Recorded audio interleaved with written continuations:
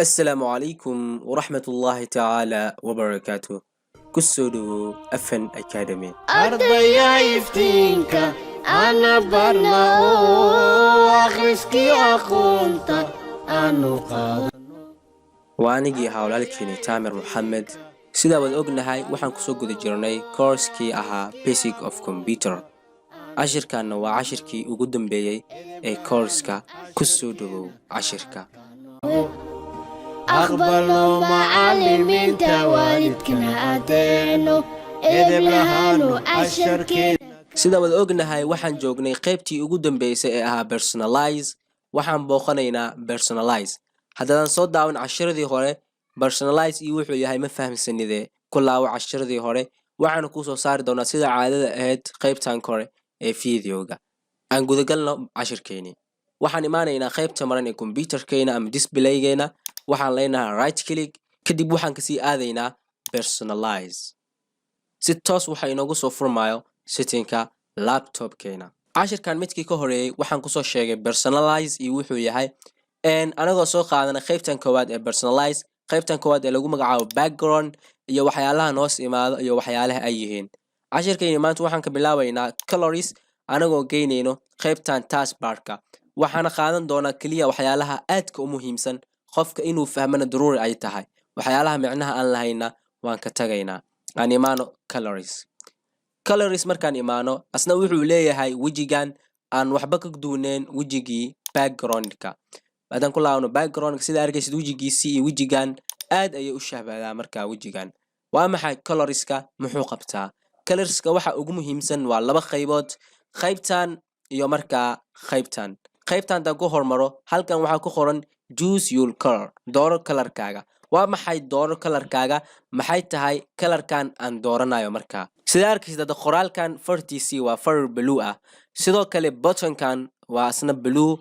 haddaad meeshan fiirisana waxaa saaran markaa wax yar oo markaa blue ah. haddaan hadda doorto tusaale background halkan ayuu aadaya wuxuu cadeynayaa meesha selectiga aan ku sameeyey. haddaan imaado halkanna sida arkaysid start buttonka markaa muuska dulgeeyo kalarkiisi wuxuu noqonayaa kalar markaa blue ah. sidoo kale haddaan xiro hadda settingkiga ama aan xiro personalize-ga mar kale aan soo kiciyo markuu soo kacayo wuxuu ku soo kacayaa kalar blue ah markaa. marka kalaradaas aad u fara badan meesha aad ka maamuli lahayd waa qaybtan colorska. aan imaado colors. sidoo kale halkan arkaysid ay qoran tahay choose your color. choose your color wuu ku duwan yahay markaa colorska iyo choose your color waxay kala duwan yihiin waa arkaynaa. tusaale waxaad dhibsanaysaa kalarkan cadaanka ah oo indhahaaga markaa cadaanka dhibaato ayay ku tahay. waxaa rabtaa inaad meeshan aad ka dhigatid kalar madow ah. maxaad samaynaysaa markaad imaadid personalize waxaad kasii imaanaysaa colors. si directly waxaad u furaysaa falaadhan kadib waxaad leedahay dark oo waxaad ka dhiganaysaa mid habeen ama mugdi ah. sida arkaysid wuxuu isku bedelayaa dark oo wuxuu noqonayaa kalar mugdi ah. waxaad samayn kartaa inaad dhahdo customize markaad dhahdid wuxuu ku siinayaa optionkaas oo ah in markaa aad kala dooratid meelo aad u kala duwan. tusaale oo kale qaybtan inaan ka dhigto light oo wuxuu light ii noqonayo qaybta start buttonka gudihiisii wuxuu noqonayaa light.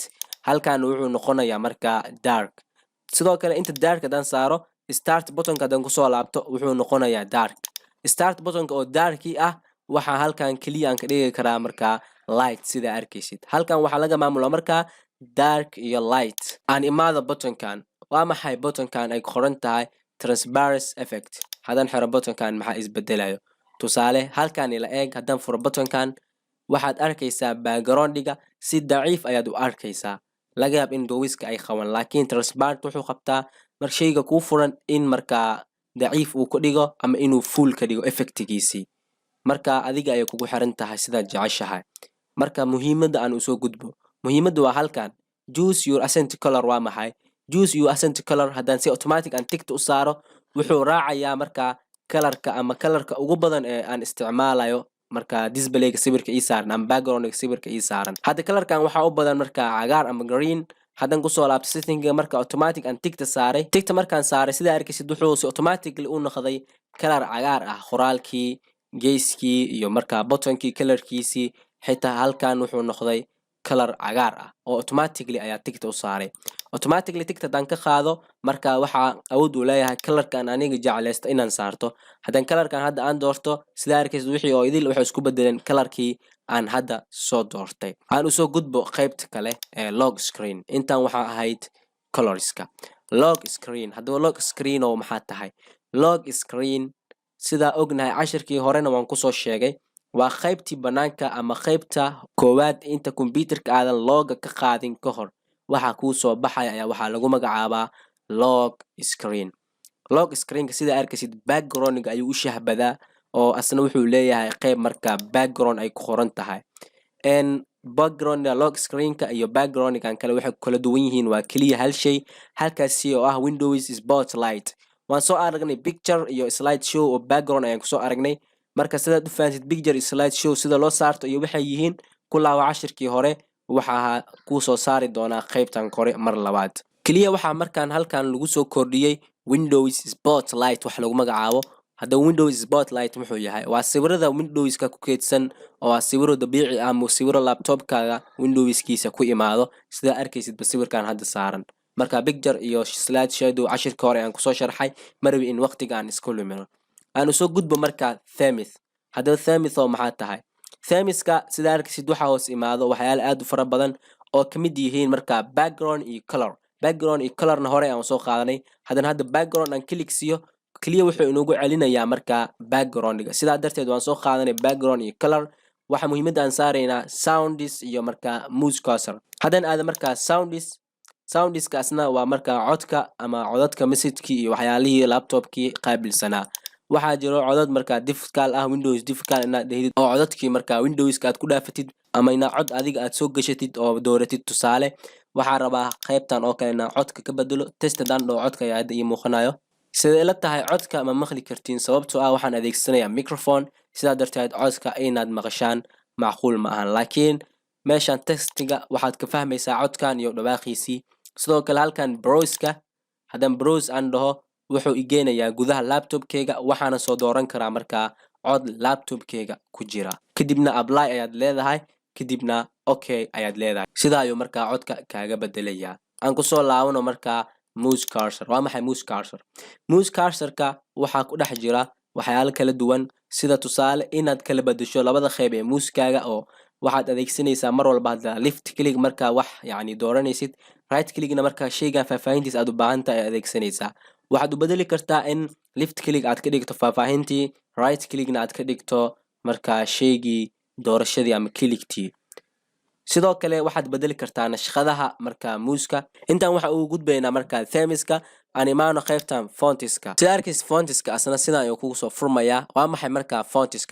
fontiskan waa marka qaabka ama nashqada farta laptopkaaga sidoo kale waxaa jira website laga soo degsado fontiskan waxaan kuu dhigayaa linkiga hoose booqo websitekaas sidaad u hesho fontis aad u fara badan oo nashqado aad u kala duwan leh sida fontiska loo soo degsado insha Allah waxaan isku dayayaa mustaqbalka inaan cashir ka soo sameeyo aan imaado marka start markaan imaanay sida arkaysid waxa inoo soo baxay marka wejigan arkaysid kaliya waa bottomo la xirxirayo ee bottomo la furayo hadaba maxay yihiin bottonadan maxayna yihiin marka muhiimada ay leeyihiin bottonadan buttonka ugu horeeyo waxaad ka maamulaysaa waxa lagu magacaabo more tiles oo ku dhex jira startiga dhexdiisa ama start buttonka dhexdiisa sida arkaysid marka halkan wuxuu leeyahay hadda waxa lagu magacaabo more tiles oo wuxuu leeyahay qayb aad u banaan hadda more tileskan aan xiro more tileska waan waynayaa oo waxaan dareemayaa start buttonka inuu xoogaa soo yaraaday more tileskiina uu baaba'ay haddaan furo haddaan kusoo laabtay start buttonka sida arkaysid start buttonka more tiles ayuu yeeshtay markaa qaybtan kale ay qoran tahay marka show up list in start button menu waa maxay marka show up list in start button menuga haddaan imaado start buttonka sida arkaysid halkan waxaa ii saaran applicationo haddaan xiro buttonkan mii suurtagalaa in applicationadaas markaa aan arko sida arkaysid applicationadii waxay galeen gudaha oo qaybtan inaan kasoo furo ayaa noqonaysaa marka buttonkan aan furo si automatically applicationadii markaan soo galo start buttonka halkan ayay ii soo korayaan anigoo aan raadin qaybtan kale aad arkaysid ay qoran tahay marka show latest added abiskii ugu dambeeyay aad markaa soo gelisay ama abiska newga ah ayuu ku tusayaa waana qaybtan ay qoran tahay listed add haddaan xiro hadda sida arkaysid waan waynayaa marka qaybtii ay ku qorneed listed app sidoo kale halkan must used ay ku qoran tahayna waa must usedkii waxyaalihii usedka ahaa aan marka zaid aan u adeegsadaa markii ugu dambeeyay aan adeegsaday sidaarkiis must use it-keyga waa intaa marka aan soo gudbo midkaan uu ku duwan yahay marka kuwan oo idil midkaan wuxuu ku sameynayaa full screen haddaan furo midkaan ana start buttonka markaan click aan ku siiyo sidaarkiis start buttonka wuxuu qabsanayaa dhammaan shaashadii laptopkeyga ama computerkeyga aan soo gudbo marka taskbarka asna sida arkaysid wuxuu leeyahay waxyaalihii hadda oo kale waxaana raacsisan waxyaalahan taskbarka waxa muhiimada ka saaraynaa marka waxyaalahan muhiim inooma ahan inaan hadda kuu sharaxo waxyaalahan sida arkaysid halkan waxaa ku qoran taskbar location on screen taskbarka marka qaybta uu screenka ka yeeshanayo ama qaybta desktopka uu ka yeeshanayo hadda waxaa halkan saaran bottom taskbarkayga waxaan ka dhigi karaa top oo qaybta kor ayaan taskbarka geyn karaa sida arkaysid haddaan rabna right ayaan ka dhiganayaa oo qaybtan ayaan geynayaa sidoo kale leftna waan ka dhigi karaa marka waxaan rajaynayaa in aad wax badan ka faa'iiday cashirkan halkan ayuu ku eg yahay mawduucayni maanta sidoo kale allah ayaa maad iskale sidoo kale koorskeeniina halkan ayuu ku eg yahay insha allah waxaan rajayn doonaa in mustaqbalka aan bilaabi doono course cusub dhammaantiin waxaan idin tagayaa marka wassalaamu calaykum waraxmatullaahi tacaala wabarakaatuh waxaan rajaynayaa koorskan in wax un aad ka faa'iiday